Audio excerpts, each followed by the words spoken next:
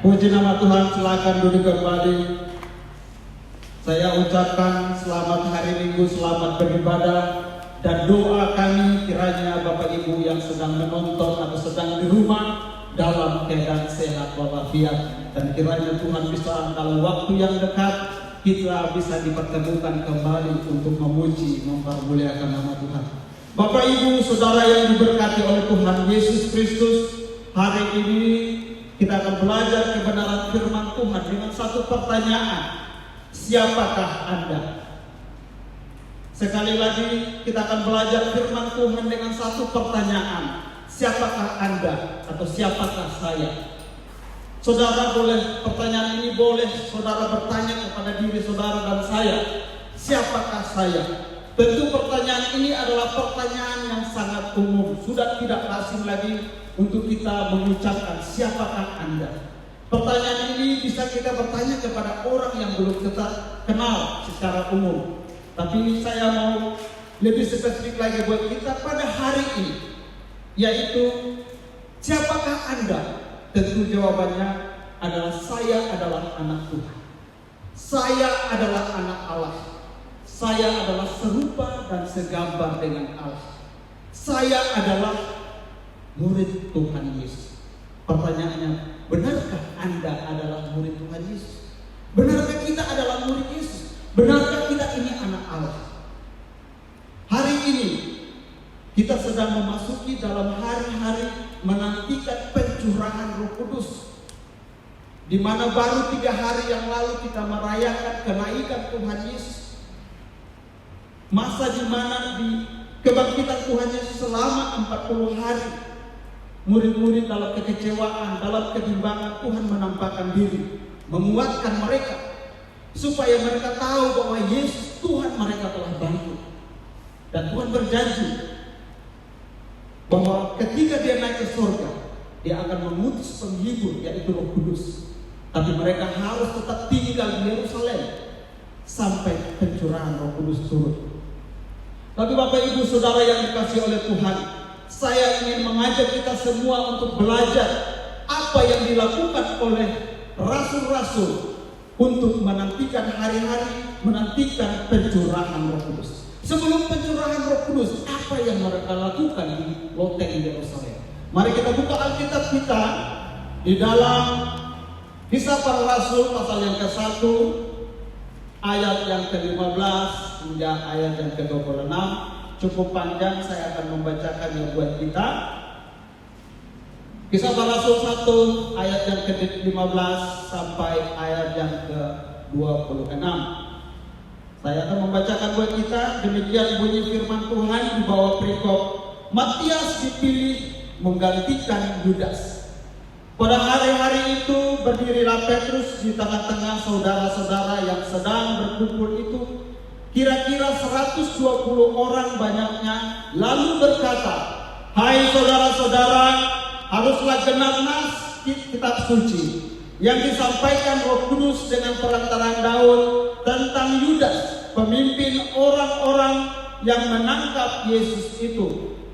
Dahulu ia termasuk bilangan kami dan mengambil bagian di dalam pelayanan ini. Yudas ini telah membeli sebidang tanah dengan upah kejahatannya. Lalu ia jatuh tertelungkup dan perutnya terbelah sehingga semua isi perutnya tertumpah keluar. Hal itu diketahui oleh semua penduduk Yerusalem, sehingga tanah itu mereka sebut dalam bahasa mereka sendiri Hakal Dama, artinya tanah darah. Sebab ada tertulis dalam kitab Mazmur, biarlah perkemahannya menjadi sunyi, dan biarlah tidak ada penghuni di dalamnya, dan biarlah jabatannya diambil orang lain. Jadi harus ditambahkan kepada kami seorang dari mereka yang senantiasa datang berkumpul dengan kami selama Tuhan Yesus bersama-sama dengan kami, yaitu mulai dari baptisan Yohanes sampai hari Yesus terangkat ke surga meninggalkan kami untuk menjadi saksi dengan kami tentang kebangkitannya. Lalu mereka mengusulkan 2 orang, Yusuf yang disebut Barnabas, dan yang juga bernama Justus dan Matias. Mereka semua berdoa dan berkata, "Ya Tuhan, Engkaulah yang mengenal hati semua orang. Tunjukkanlah kiranya siapa yang Engkau pilih dari kedua orang ini untuk menerima jabatan pelayanan, yaitu kerasulan yang ditinggalkan Yudas yang telah jatuh ke tempat yang wajar baginya." Lalu mereka membuang undi bagi kedua orang itu, dan yang kena undi adalah Matias.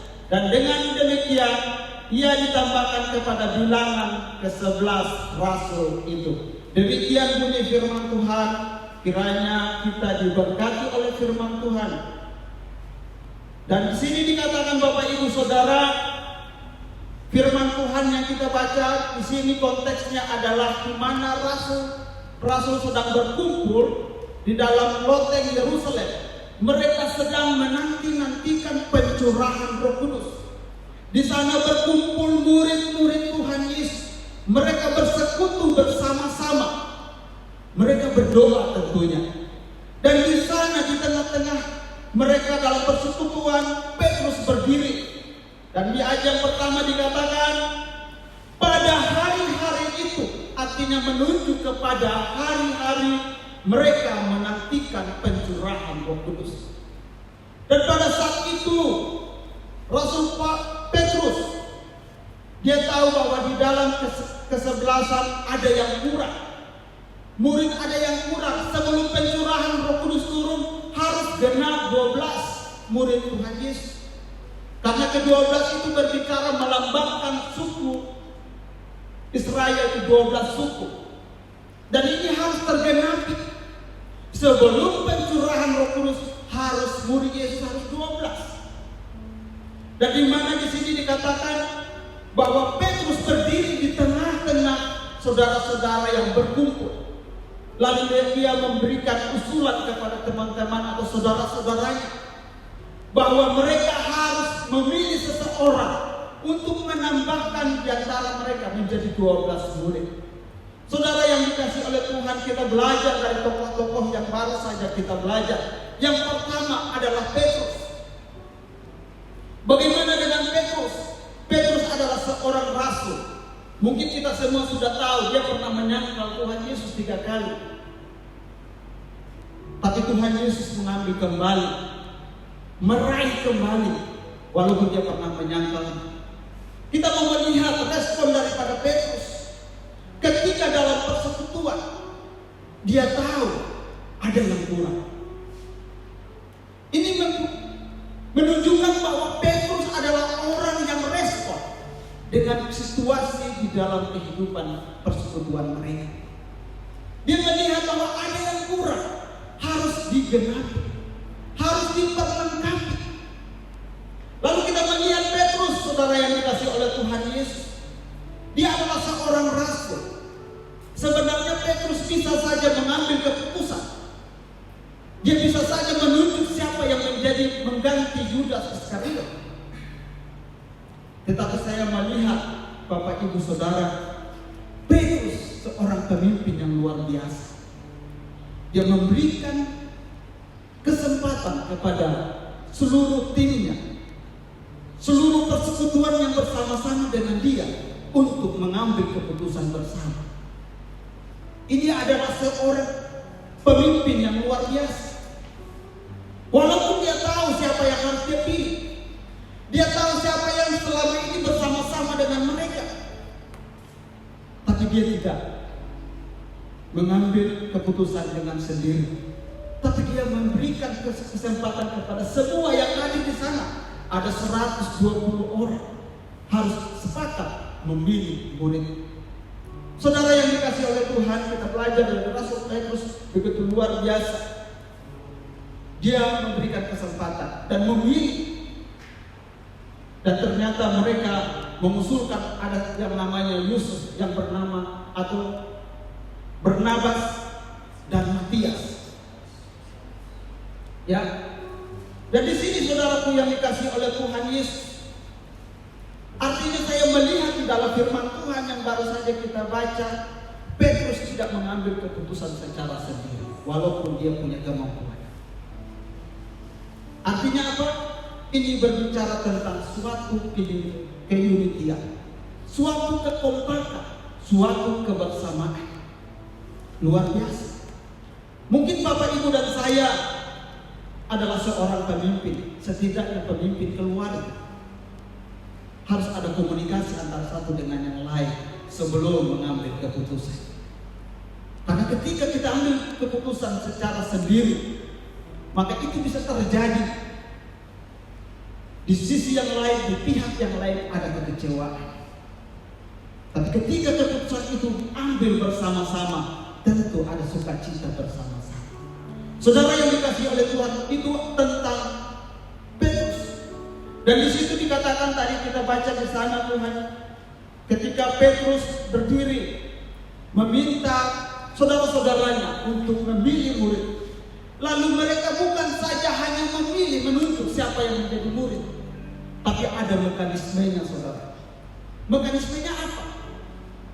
Petrus dan teman-temannya 120 orang, mereka tidak langsung ambil, sudah Matias diangkat menjadi murid Yesus, tapi mereka memilih 2 orang.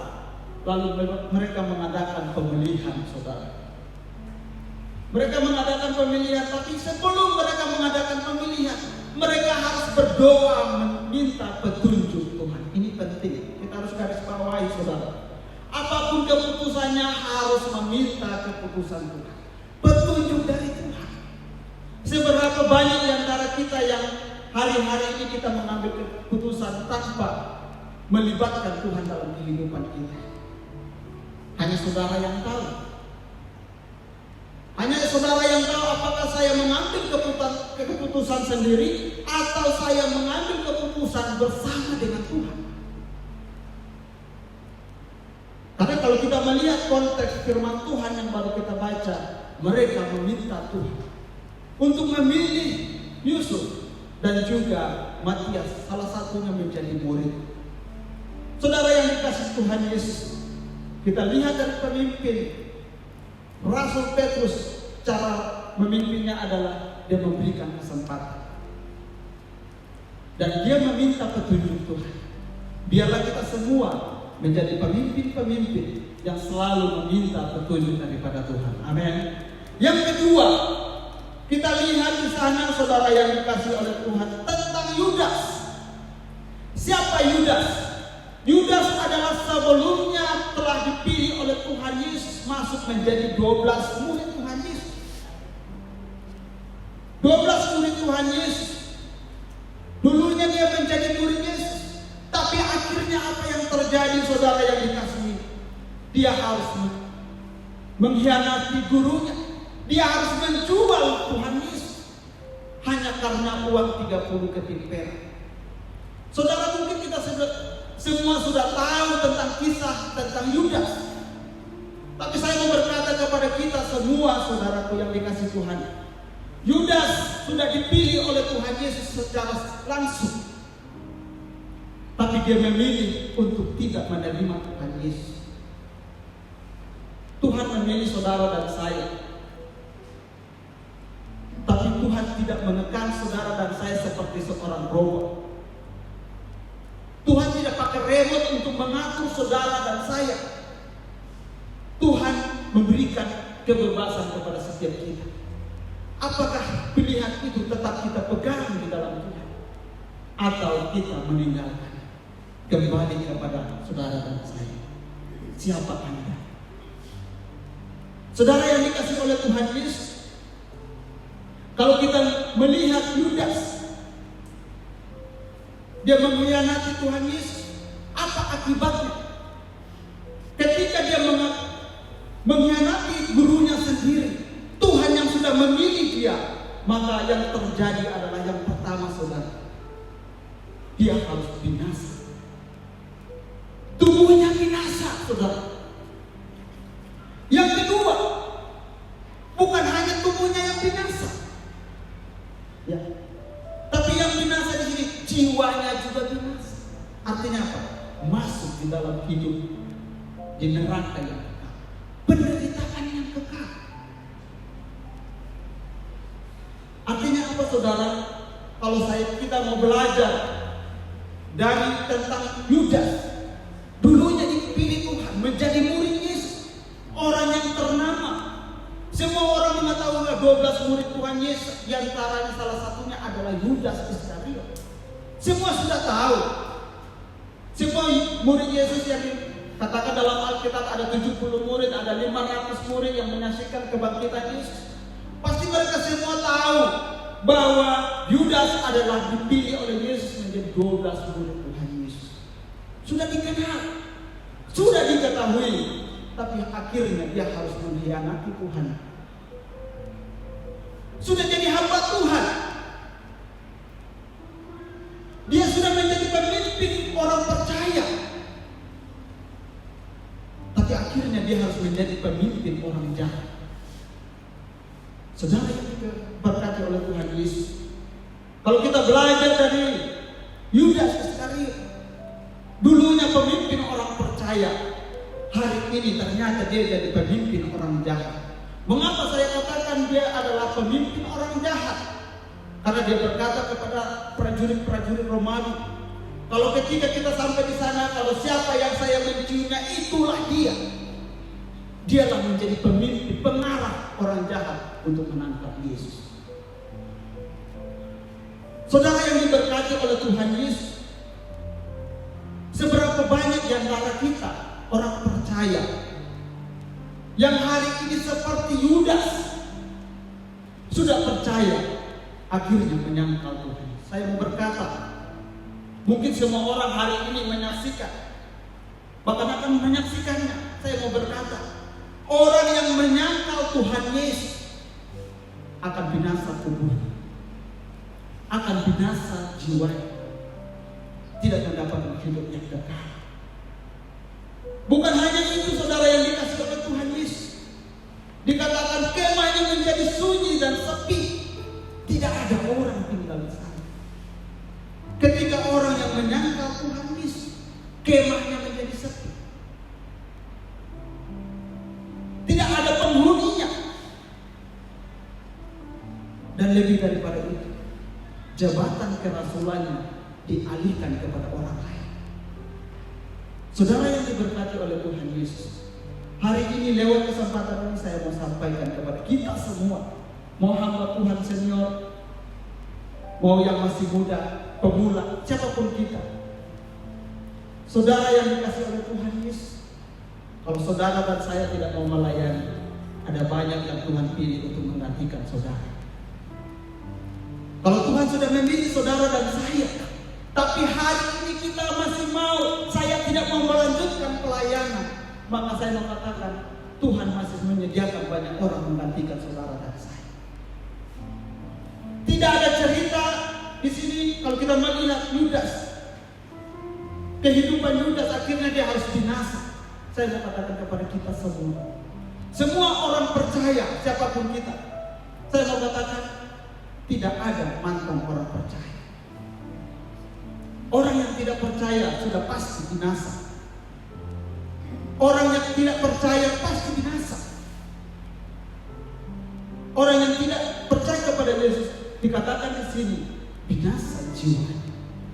Apalagi orang yang menyangkal Tuhan Yesus.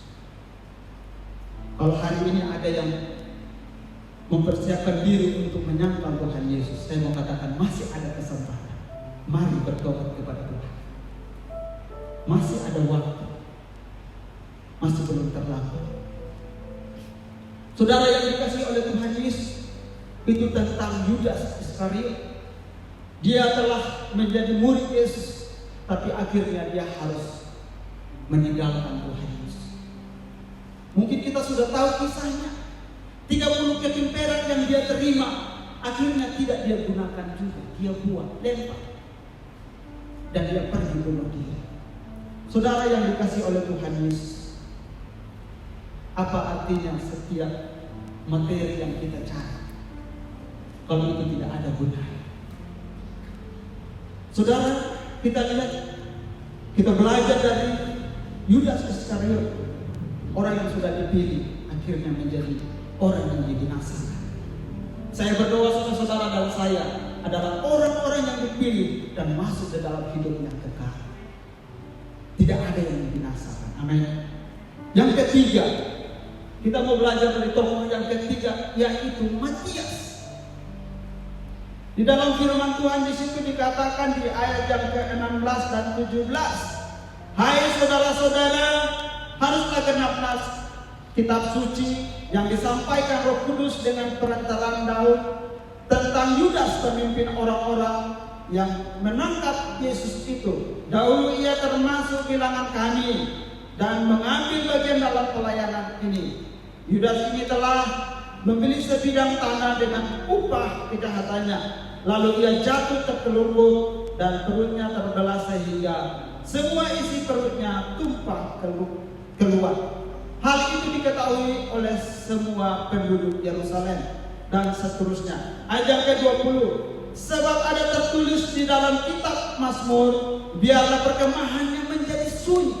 Sudah saya jelaskan tadi, biarlah tidak ada penghuni di dalamnya.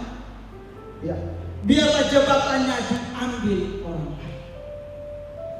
Saudara yang dikasih oleh Tuhan, kalau hari ini Tuhan percayakan saudara menjadi hamba Tuhan, menjadi murid Yesus, jangan sampai jabatan saudara diambil oleh Tuhan.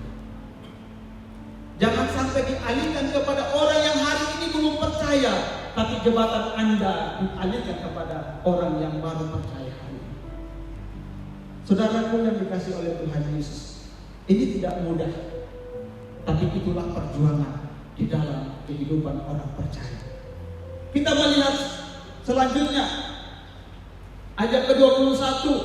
Jadi haruslah ditambahkan kepada kami seorang dari mereka yang senantiasa datang berkumpul dengan kami selama Tuhan Yesus bersama-sama dengan kami. Saudara yang dikasih oleh Tuhan Yesus, dan akhirnya mereka harus memilih Matias. Dan persyaratan orang yang masuk dipilih untuk masuk menjadi ke-12 rasul, menggenapkan 12 rasul, adalah orang yang senantiasa datang berkumpul dengan murid-murid Yesus selama Tuhan Yesus ada di bumi. Saudara yang dikasih oleh Tuhan Yesus selama pelayanannya mulai dari Yohanes Pembaptis itu kurang lebih 3 tahun 6 bulan. Artinya Matias yang dipilih, diusulkan untuk menjadi calon rasul, adalah orang yang sudah selama 3 tahun 6 bulan bersama-sama dengan Yesus. Di situ dikatakan bahwa mereka yang senantiasa datang berkumpul dengan kami. Artinya Matias yang dipilih dan juga Yusuf adalah orang-orang yang senantiasa hadir di mana Yesus melayani. Saudara yang dikasih oleh Tuhan Yesus, ada hal yang kita belajar dari Matias. Dari 3 tahun 6 bulan yang lalu, dia mengikut Yesus, dia menjadi murid Yesus, tapi dia tidak dikenal. Dia tidak dikenal seperti Yudas dikenal. Tapi saudaramu yang dikasih oleh Tuhan Yesus, karena kesetiaannya terus datang kepada Tuhan, bersama-sama dengan Tuhan.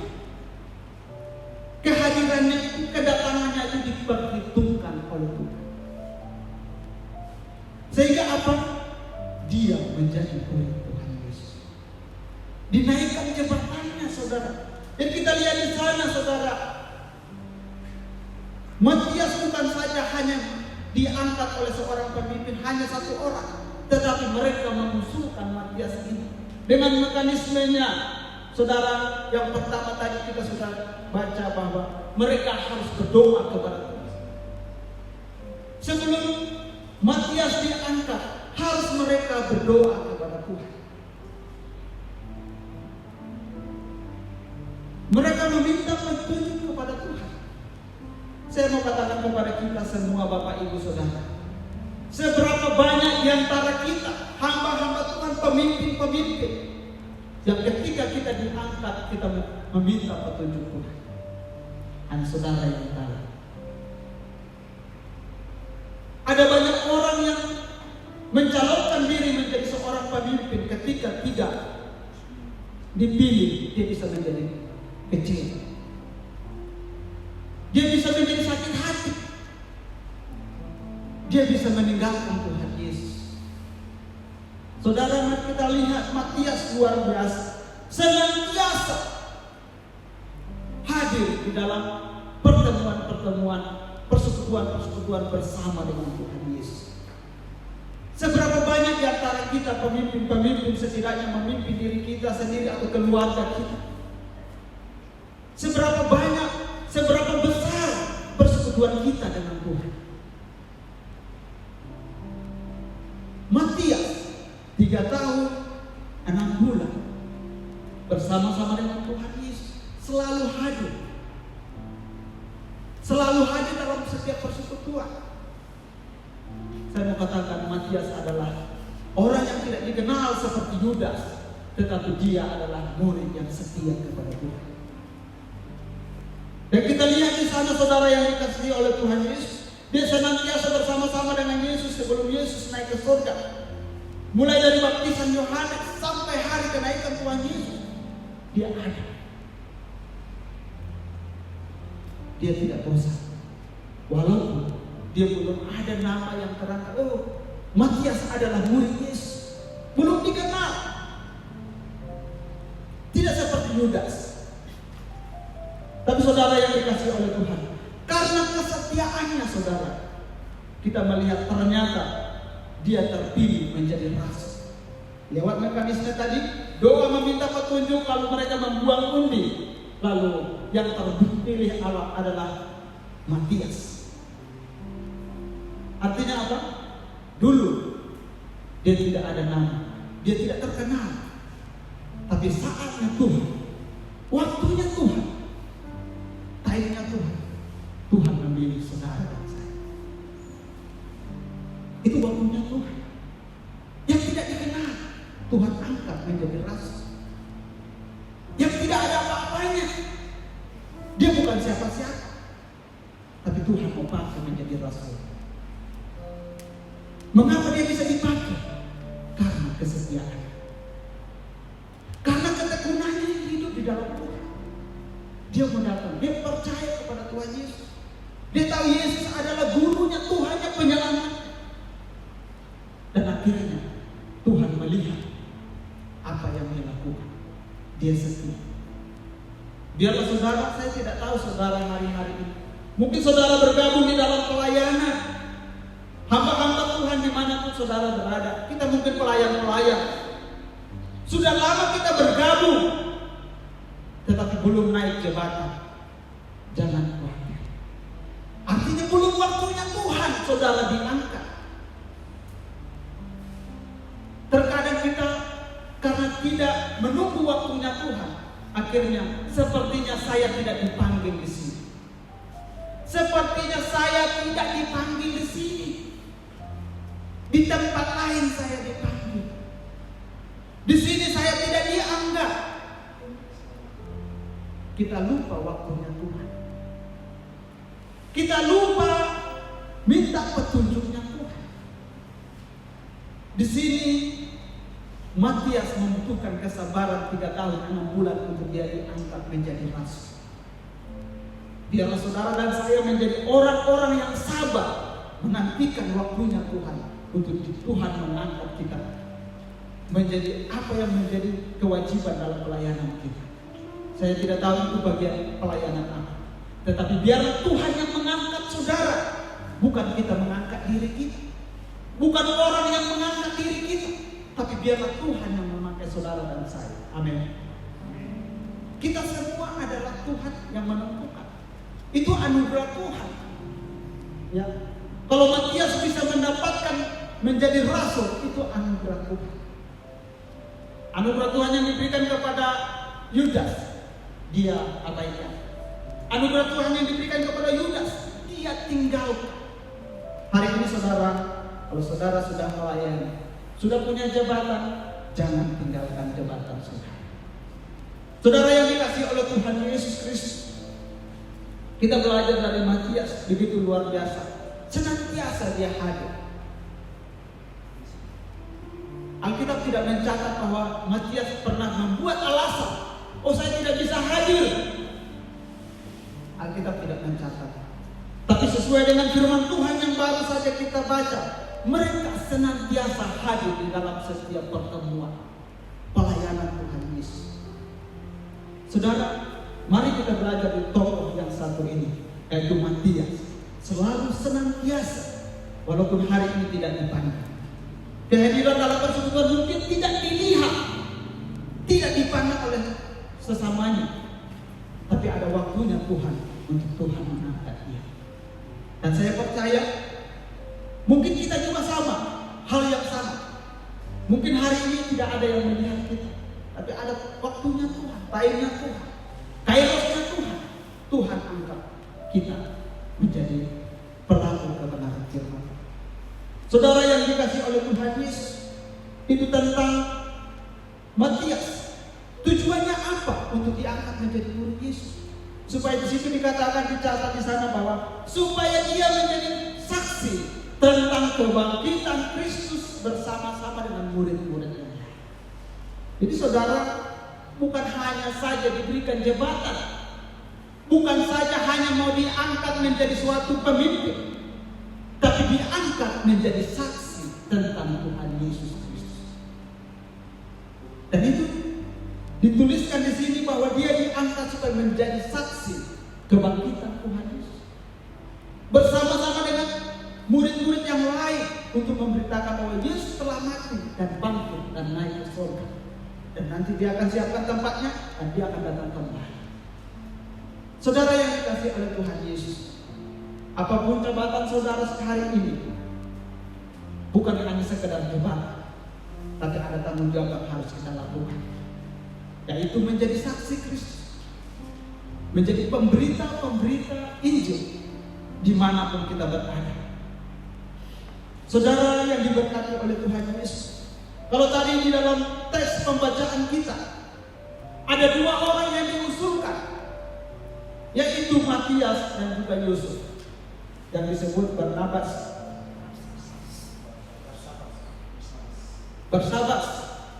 Saudara yang dikasihi oleh Tuhan Yesus, pertanyaannya, bagaimana dengan Yusuf?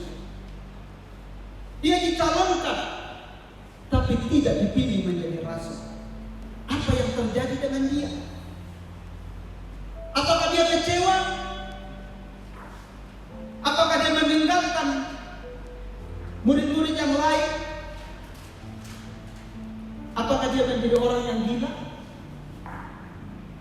Kita lihat di sana, ternyata saudara yang dikasihi oleh Tuhan Yesus, walaupun Yusuf tidak dipilih menjadi sebagai seorang rasul di dalam ke-12 rasul, tapi ingat, dia juga adalah salah satu orang yang senantiasa hadir bersama-sama dengan Tuhan Yesus selama Tuhan Yesus berada di dunia dalam pelayanan 3 tahun 6 bulan. Dia juga adalah salah satu golongan, masuk dalam golongan senantiasa hadir. Tapi ketika dicalonkan, dia gugur dalam pencalonan. Tapi saudara yang dikasihi oleh Tuhan Yesus, dia tidak kecewa, tapi dia tetap menjadi saksi Kristus. Ayatnya di mana? Kita bisa buka di dalam Kisah Rasul pasal yang ke-15.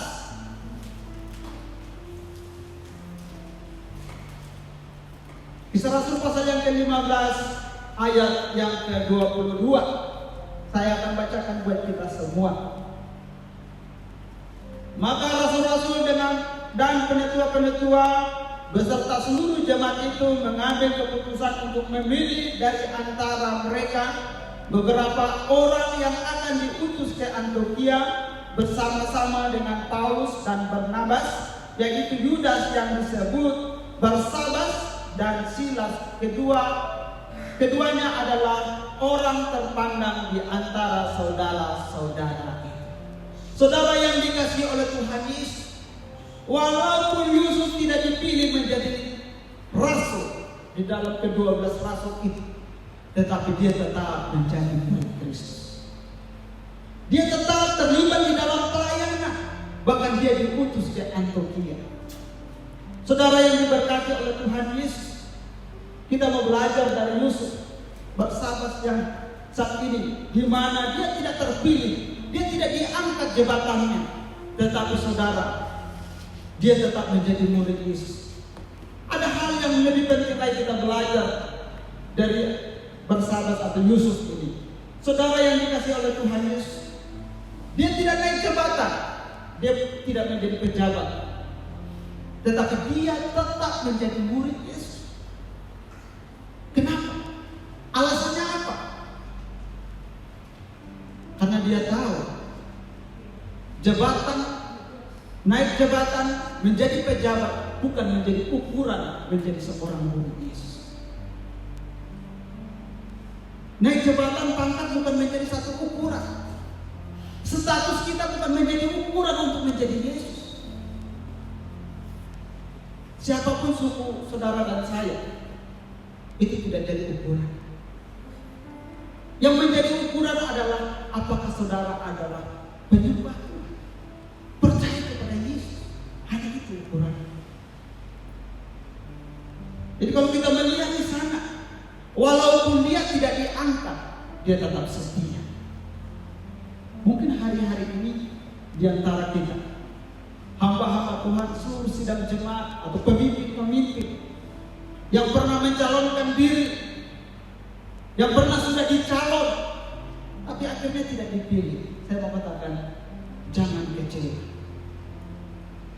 Karena itu bukan menjadi ukuran menjadi saksi Kristus. Itu bukan menjadi ukuran untuk kita menjadi murid Yesus. Murid Yesus yang terpenting di sini adalah dia harus tetap, apapun kondisinya, apapun jabatannya, apapun status, dia tetap menjadi saksi Kristus. Itu kuncinya. Kalau kita belajar dari Yusuf, walaupun tidak terpilih, dia mau tetap menjadi pengikut Yesus, menjadi saksi tentang kebangkitan Tuhan Yesus. Biarlah saudara dan saya belajar dari keempat tokoh Alkitab yang baru saja kita baca, yaitu Petrus, seorang pemimpin.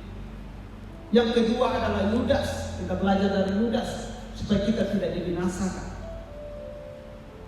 Kita belajar dari Matias, walaupun belum diangkat, tetap sabar menantikan waktunya Tuhan.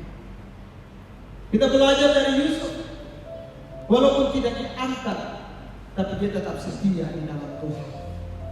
Saudara yang diberkati oleh Tuhan Yesus, saya mau menyimpulkan untuk kita firman Tuhan pada siang hari ini. Saudara, Yudas dulunya dikenal, tapi akhirnya harus binasa. Kembali lagi saya ungkapkan, Matias yang tak dikenal, tapi pada akhirnya diangkat. Saya mau katakan kata-katanya untuk kita. Biarlah lebih berharga kita senantiasa ada di dalam Tuhan walaupun tidak dikenal. Lebih berharga kita senantiasa ada di dalam persekutuannya Tuhan walaupun tidak dianggap, daripada orang yang diangkat bisa, orang yang terkenal tapi akhirnya harus binasa. Dan biarlah kita belajar firman Tuhan ini, kita merenungkannya lebih lagi, dan biarlah di dalam kehidupan kita boleh memilih siapa Anda. Pertanyaan itu untuk menjadi ukuran untuk pertanyaan kepada diri kita sendiri.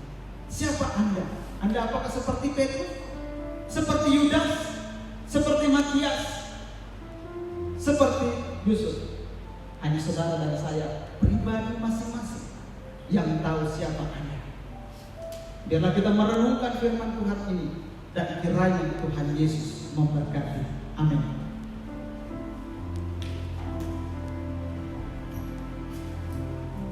Kita akan bersama-sama menaikkan pujian Ku ada sebagaimana, ku ada sebab anugerah. Ku ada sebab anugerah, ku ada karena kasih-Mu, Tuhan Yesus. Ku berterima kasih.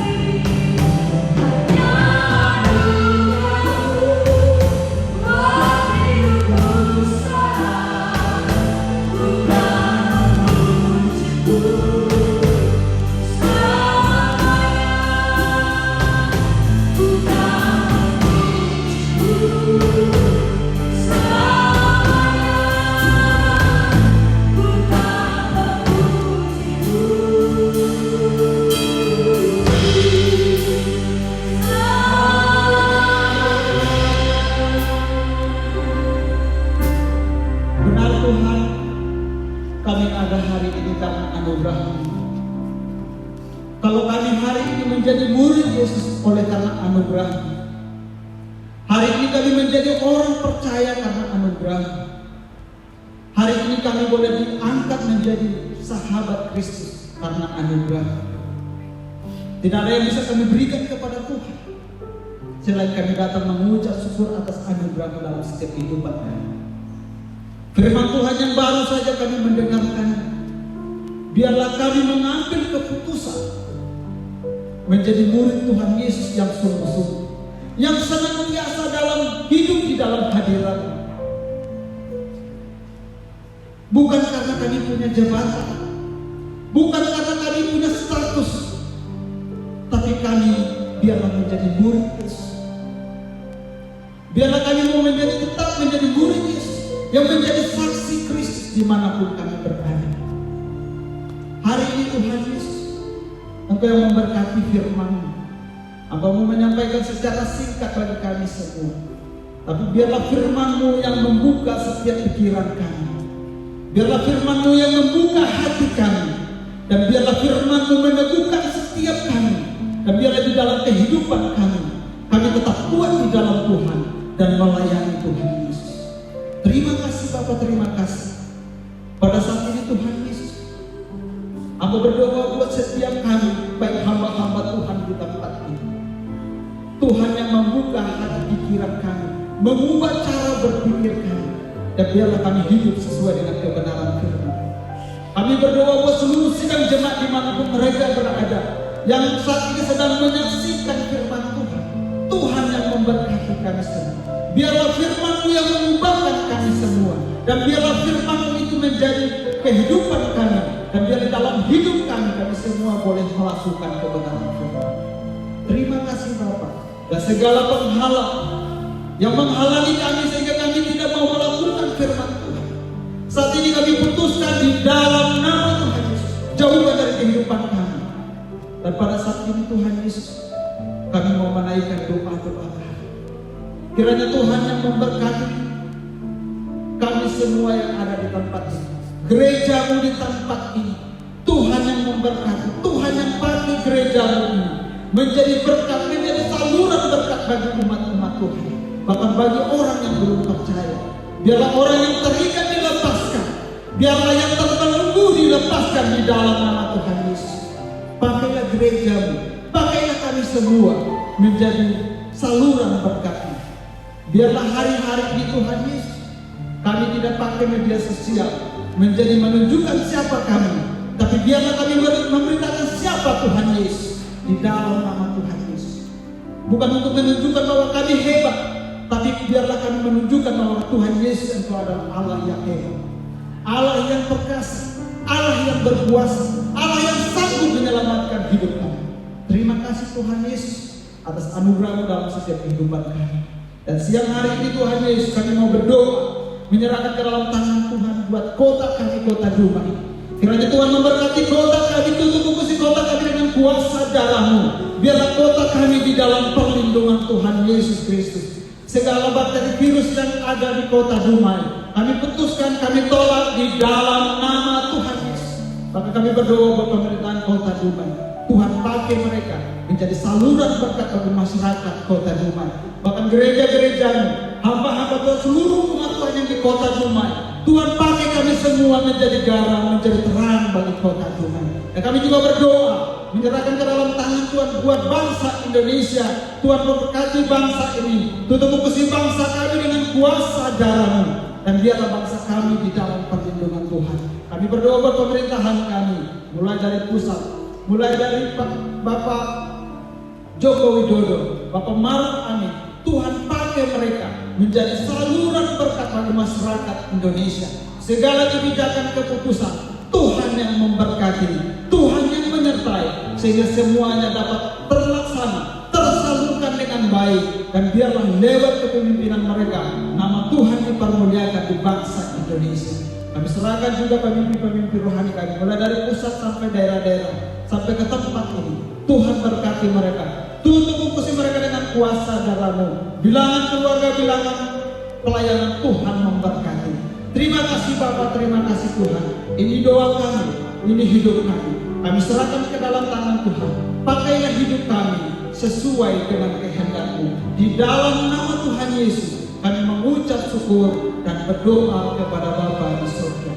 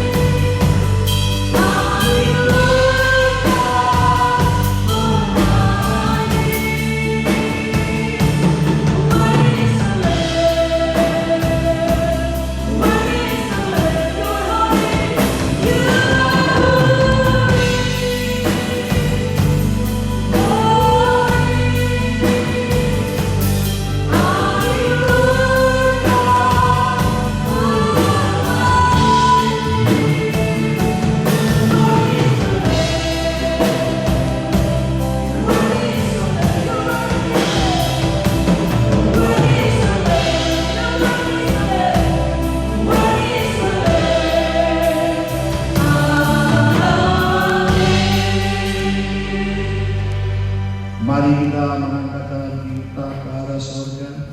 Jemaat yang kasih di dalam Kristus Yesus dan yang mengasihi Tuhan.